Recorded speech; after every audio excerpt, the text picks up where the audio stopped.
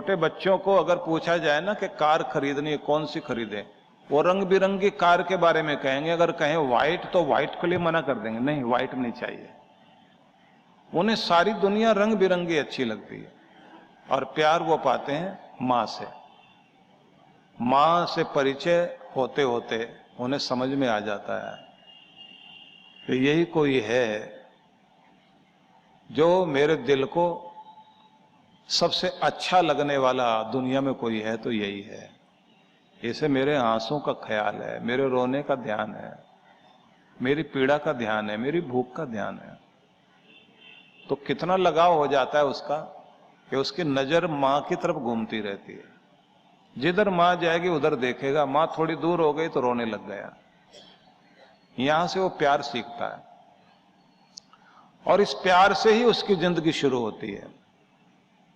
और इसी को वो दुनिया में पाना चाहता है, इसी में वो जीना चाहता है। और ये प्यार ना मिले इंसान को, जिंदगी जिंदगी नहीं।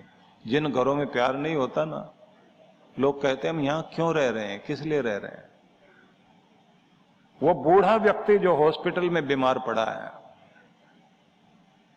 और उसे उसका बेटा फोन करके कहता है कि डॉक्टर को मैंने पैसे भिजवा दिए और मैं बीच बीच में फोन करके पूछ लेता हूं आप ठीक हो जाओगे, और मिलने नहीं आता।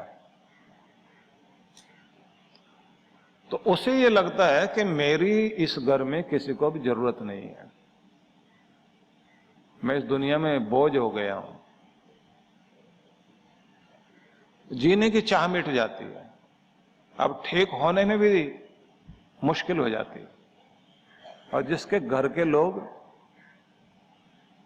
यहां तक एक छोटा सा बच्चा भी, पोता भी जाकर हाथ पकड़कर कहता है दादाजी घर लौट आइए, आपके बिना घर अच्छा नहीं लग रहा, सब आपको याद कर रहे हैं। तो वो क्या कहता है, हे भगवान मेरी इस घर को बहुत जरूरत है, मुझे जल्दी ठीक करो, मुझे अपने घर जाना है, मैंने अपने बच्चों के साथ बैठना है, मुझे उनके साथ रहना है, उनके साथ जीना है, उनकी खुशियां देखनी है। अभी उनको बड़े होते हुए देखना, उनको पनपते हुए देखना चाहता हूं। ये मेरी फुलवारी है, ये मेरा बगीचा है, इसको लहलाते हुए देखना चाहता हूं, मुझे हॉस्पिटल में नहीं रहना। प्यार जिंदगी दे रहा है और प्यार नहीं है तो आदमी की जिंदगी को ले रहा है। तो इसलिए मैंने इस पर ज्यादा जोर इसलिए दिया कि आजकल यही कम हो रहा है। पहले लगता है शादी के बाद एक दूसरे को पाकर जीवन पूरा हो गया, और बोलते हैं एक दूसरे को तुम्हें पाकर हम पूर्ण हो गए, और पता नहीं 2-4-6 महीने में क्या हो जाता है, आंखों में क्या तिनका पड़ जाता है, जाके मोतियाबिंद हो जाता है, क्या होता है, उसके बाद वो प्यार नहीं दिखाई देता। मैंने कई बार आपको सुनाया ना कि सगाई होने के बाद लड़का लड़की को अधिकार मिल गया कि बाहर घूम सकते हैं। तो बाहर इजाजत मिल गई, दोनों गए पार्क में। पार्क में जाकर बैठे तो वहां से थोड़ा डीप जंगल में चले गए। अब वहां एक पेड़ के नीचे बैठे हैं दोनों। अब शादी होने में अब थोड़े दिन बाकी हैं, एक दूसरे की तरफ देख रहे हैं, और लड़का उस लड़की की आंखों में देखकर क्या कहता है, मुझे तुम्हारी आंखों में पूरा संसार दिखाई दे रहा है, पूरा संसार दिखाई दे रहा है। एक गडरिया जिसकी बकरियां खो गई थी, वो पेड़ के ऊपर चढ़ा हुआ था, उसने वहीं से आवाज दी, भाई साहब मेरी बकरी ढूंढ के दे दो जरा, आपको तो संसार दिखाई दे रहा है, आपके पास तो बहुत अच्छा कैमरा और टीवी लगा हुआ है, बहुत दूर तक देख लेते हो, मैं बहुत परेशान हूं, बकरियां खो गई हैं। अब आप सोचिए, पहले तो आंख में संसार दिखाई देता है, उसके बाद पता नहीं क्या दिखाई देता है। पहले फोन करते हैं तो 6-6 घंटे तक फोन करेंगे एक दूसरे से, और बाद में 6 मिनट भी बात नहीं करते, बताओ क्या बात है। कह दिया ना डिस्टर्ब मत करना, बहुत बिजी हूं मैं। और उससे पहले पूछे बिजी हो क्या, नहीं नहीं तुम्हारे लिए कहां बिजी है, खाली बैठे हुए। क्या होता है, वो आपस का प्रेम आकर्षण हाँ, मनोवैज्ञानिक एक बात कहा करते हैं, हालांकि मेरा ये विषय इतना लंबा नहीं खींचना, आगे जाना है। मनोवैज्ञानिक ये कहते हैं अति परिचय भी आकर्षण को कम करने लगता है। बड़ी अजीब बात है ये। जब किसी से अति परिचय हो जाता है ना, जब देख लेते हैं कि इसको मैंने समझ लिया, पत्नी भी कहती है देख लिया इनका रंग ढंग कैसे रहते जीते हैं ये लोग, दोनों की असलियत जब सामने आ जाते हैं फिर दोनों के दोनों जैसे समझ जाते हैं ना कि हाँ ऐसे ही ये हैं और ऐसे ही ये हैं। कभी कभी तो पत्नी बेचारी साल भर तक चुप रहती है, जैसे देख लेती है ना इनका रंग ढंग, इनके घर का, इनकी माँ का, इनके पिता का व्यवहार, इनके भाई भाई का, उसके बाद फिर वो असलियत पर आ जाती है। और उसके बाद जैसे मैंने कहा था ना कि पहले साल तक ही चंद्रमुखी और चंद्रमुख, दूसरे साल सूरजमुखी और सूरजमुख दोनों पति पत्नी, तीसरे साल ज्वालामुखी और ज्वालामुख पति, क्योंकि एक का कहना ठीक नहीं है, दोनों की कह रहा हूं। वैसे तो लोग महिलाओं के ऊपर ज्यादा जोर देते हैं, बस चौथे साल में आकर के ये ज्वालामुख और वो ज्वालामुखी जो बने हुए थे फिर कहां पहुंचते हैं, तुम मुझसे दुखी और मैं तुझसे दुखी, एक दूसरे से अति परिचय हो गया ना। अति परिचय और लापरवाही, अपने आकर्षण को जब हम खोने लगते हैं, क्योंकि रंग रूप का आकर्षण थोड़े दिन चलता है, असली आकर्षण व्यवहार का है, असली आकर्षण मन का और हृदय का है। अगर वो बना हुआ है तो रिश्ता मजबूत मजबूत और मजबूत होता जाएगा। नहीं तो फिर होगा ये कि तुम्हारी हमारी बने ना और तुम्हारे बिना सरे ना, रहना तुम्हारे साथ लेकिन हमारी तुम्हारी बनती नहीं, क्योंकि दोनों अंदर से एक दूसरे से दूर होते जाते हैं। कभी भी किसी के अच्छे गुणों को याद करके ही आप अपने आप को ऊंचा उठा सकते हैं, प्यार को बढ़ा सकते हैं। जहां कमियां नोट करने लगे, हिसाब किताब रखने लग गए, तुमने क्या किया और मैंने कितना किया, जिन रिश्तों में हिसाब किताब आ गया वहां प्यार नहीं रहता। इसलिए ध्यान रख लेना, भगवान का नाम भी जपना हो, माला का हिसाब कभी मत रखना। अगर माला का हिसाब रखा तो फिर प्यार नहीं है, तुम तो हिसाब किताब वाले बन गए हो। और जो शायर ने लिखा है ना कि यूं कहकर रख दी उसने माला, यूं कहकर रख दी उसने माला कि गिनकर उसका नाम क्यों लूं जो बेहिसाब देता है। गिनकर क्यों नाम लूं उसका जो बेहिसाब देता है। भगवान ने कभी भी हिसाब लगाकर नहीं दिया, बेहिसाब दिया। जब उसका नाम जपने की बारी आए तो हिसाब किताब नहीं होना चाहिए। और प्यार में हिसाब किताब नहीं होता है, झगड़े में होता है। झगड़े में लोग बहुत हिसाब रखते हैं। जब दो भाइयों का, दो पार्टनर का झगड़ा होता है, मैंने तो ये भी किया, ये भी किया, ये भी किया, पूरा गिनवाते हैं एक एक करके। तुमने तो ये भी नहीं किया, ये भी नहीं किया, ये भी नहीं किया। वो भी हिसाब बही लेकर बैठा होता है। और जहां हिसाब किताब होने लग गया बस वहां एकता गई। और जहां कोई हिसाब किताब नहीं है, क्योंकि प्यार तो है ही बेहिसाब, उसमें हिसाब किताब का कोई लेना देना नहीं होता। लेकिन ये बात जरूर ध्यान रख लेना, जब आप हिसाब किताब में ईमानदार नहीं होते तो प्रेम टूटना शुरू होता है। ट्रांसपेरेंसी दोनों में बहुत जरूरी है, क्योंकि प्यार को चाहिए आधार। आधार है विश्वास। जहां विश्वास है वहां प्यार का आधार है।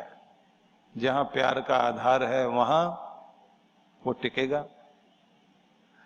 नारद ऋषि ने धरतीवासियों के लिए भक्ति का संदेश देने के लिए ग्रंथ, एक संदेश दिया जो एक ग्रंथ बन गया, जिसका नाम है नारद भक्ति सूत्र। हालांकि मैं इस विषय पर और आगे जाना नहीं चाहता, लेकिन कोई चीज शुरू हो जाती है ना तो फिर उसकी बात आती जाती है। तो उनसे पूछा गया कि तुम ये बताओ कि भक्ति क्या है। तो नारद ऋषि ने कहा, सातु अस्मिन परम प्रेम रूपा, परमात्मा के प्रति अतिशय प्रेम को प्रकट करने का नाम ही भक्ति है। जैसे ये प्रेम प्रकट करना आ गया, उसे भक्ति करनी आ गई। ऐसे एक और ऋषि हुए हैं, उनका नाम था शांडिल्य। शांडिल्य के भी भक्ति सूत्र हैं, अद्भुत है वो। तो सबको समेटते हैं और इतनी सी बात याद रख लें कि इस 2020 में जीवन को कीमती बनाने के लिए प्रेम शक्ति का दोहन करें, अपनी प्रेम की शक्ति का उपयोग करना सीखें। सुखी होने का रास्ता यही है। अब अगली बात है कि अगर आप सुखी और सफल होना चाहते हैं तो 3 चीजों पर जोर देना हमेशा। एक, मिताहार, मित भाषण, मित चेष्टा। अब आप समझ लें इसको। मर्यादित रूप में भोजन, नाप तोल के खाना, नाप तोल के बोलना, नाप तोल के व्यवहार करना अगर आ गया तो आपकी जिंदगी सफल है।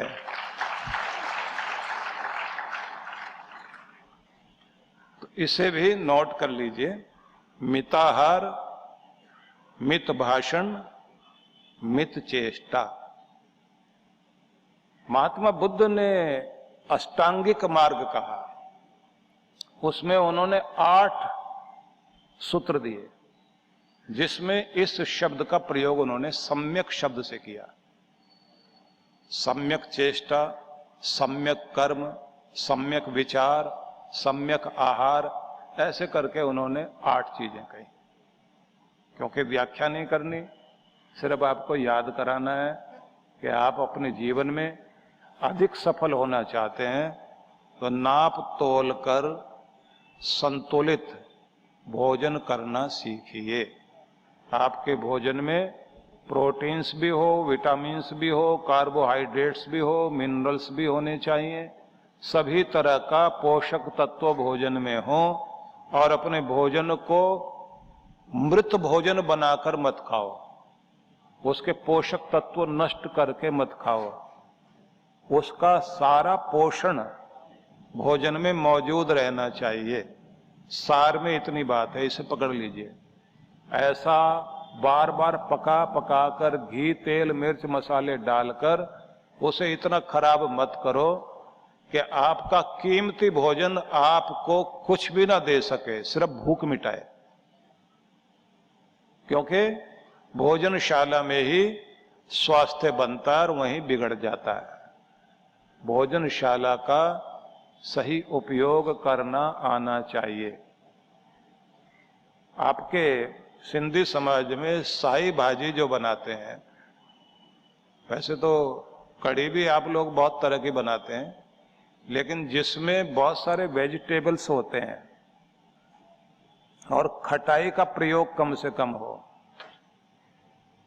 भले ही आप कोकी कैसी भी बनाएं, मीठी बनाएं या नमकीन बनाएं, लेकिन जिसमें ज्यादा तला ना जाए और जिसके अंदर सब्जियों की मात्रा ज्यादा अच्छी हो, वो भोजन शक्तिवर्धक होता है, जीवनी शक्ति देता है। क्योंकि आप कमाते हैं खाने के लिए, जो आप खा रहे हैं वो तो कीमती हो। स्वाद के चक्कर में ज्यादा पका पका के हम खराब कर लेते हैं। तो एक तो मिताहार, बैलेंस फूड डाइट, और उसी में नाप तोल कर खाना, ये सबसे पहली महत्वपूर्ण बात है जो आपको आज से शुरू करना चाहिए। खास तौर से ये ध्यान रख लीजिए, घी तेल का प्रयोग भी हमें सही ढंग से करना चाहिए। ये जितना रिफाइंड मिलता है ना, उनसे ज्यादातर बचने की कोशिश करिए। ये जो आपको सरसों का तेल मिलता है ना, सरसों का तेल अगर आप सरसों खरीद के खुद निकलवाएं तो अपने ऊपर बहुत बड़ा एहसान करोगे आप। नहीं तो ज्यादातर तेल, ज्यादातर कह रहा हूं, परसेंटेज नहीं बताऊंगा, ज्यादातर तेल खराब है। सरसों का तेल जिसको सामने खोले ना, आपकी आंख में आंसू आने लग जाए, वो जिस चीज से आंसू आते हैं वो चीज इतनी कमाल की है कि आपके कोलेस्ट्रॉल को ठीक करे। हम लोग उसे भी खत्म करके ऐसा बना देते हैं जो कोलेस्ट्रॉल को बढ़ाती है। वैसे तो चाहे जैतून का ऑलिव ऑयल लें, आप दूसरे ऑयल लें, वो सब के सब बदल बदल कर प्रयोग करें तो अच्छा रहता है।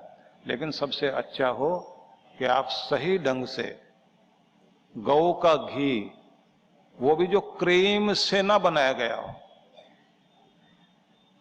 ठीक से भिगोकर उसकी छाछ हटाकर उसे ठीक से तैयार किया जाए, जिसमें अपने आप सुगंध आने लगती है, वो घी आपके लिए बहुत लाभकारी है। इसी तरह से उतना ही घी डालें जितना आप डाइजेस्ट कर सकें। दूसरे शब्दों में कहें, कितना कमाया वो महत्वपूर्ण नहीं है, कितना बचाया वो महत्वपूर्ण है। कितना सुना वो महत्वपूर्ण नहीं है, कितना अपनाया वो महत्वपूर्ण है। कितना खाया वो महत्वपूर्ण नहीं है, कितना शरीर को लगा वो महत्वपूर्ण है। इसलिए शरीर को लगना चाहिए।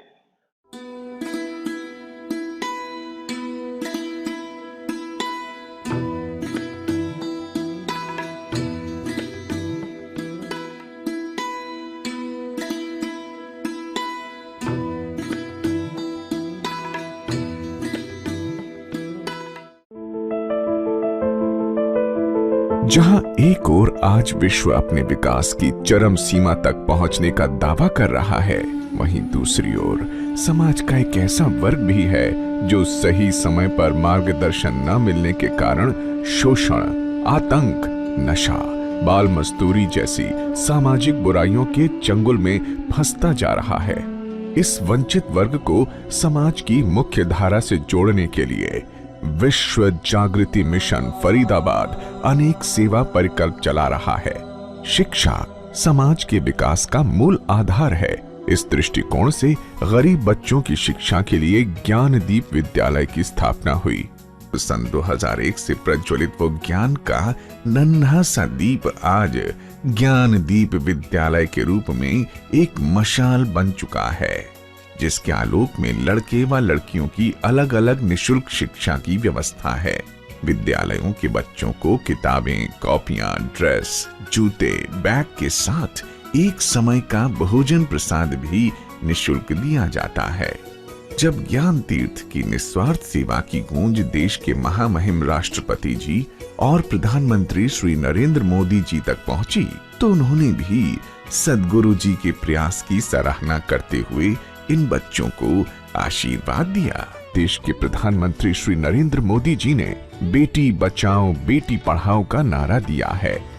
इसी क्रम में सद्गुरु सुधांशु जी महाराज की प्रेरणा से बेटी को आत्मनिर्भर बनाओ लक्ष्य के साथ अनेक कल्याणकारी कार्यक्रम भी निशुल्क संचालित किए जा रहे हैं, जैसे सिलाई कढ़ाई प्रशिक्षण केंद्र, कंप्यूटर प्रशिक्षण केंद्र, ब्यूटी पार्लर प्रशिक्षण केंद्र, संगीत कला प्रशिक्षण केंद्र, योग और ध्यान साधना केंद्र। तो ये कुछ कलियां हैं जिनको आपके प्रेम की बूंदें मिलें तो ये मुस्कुराएंगे, खिलेंगे और मनुष्यता खिलेगी और हम अपने परमात्मा के प्यारे इंसान कहलाने के योग्य बनेंगे। हम आह्वान करते हैं, आप भी सहयोग देकर इन गरीब बच्चों की शिक्षा दीक्षा का भार वहन कर सकते हैं। बच्चों को विद्यालय की ओर से निःशुल्क वितरित होने वाली सामग्री के वितरण में सहयोग कर सकते हैं। बच्चों के एक समय के भोजन प्रसाद की व्यवस्था में हाथ बटा सकते हैं। मेधावी छात्रों को पुरस्कृत कर सकते हैं। मैं इसके लिए आह्वान करता हूँ कि चले आइए, ईश्वर का मंदिर बनाने के लिए, मानवता का मंदिर बनाने के लिए हम मिलकर काम करें। बच्चे समाज और देश का भविष्य है। इनके उत्थान के लिए यदि आप भी इन बाल विकास योजनाओं में अपना सहयोग देना चाहते हैं तो ऑनलाइन डोनेशन के लिए लॉगिन करें www.vishwajagritimission.org।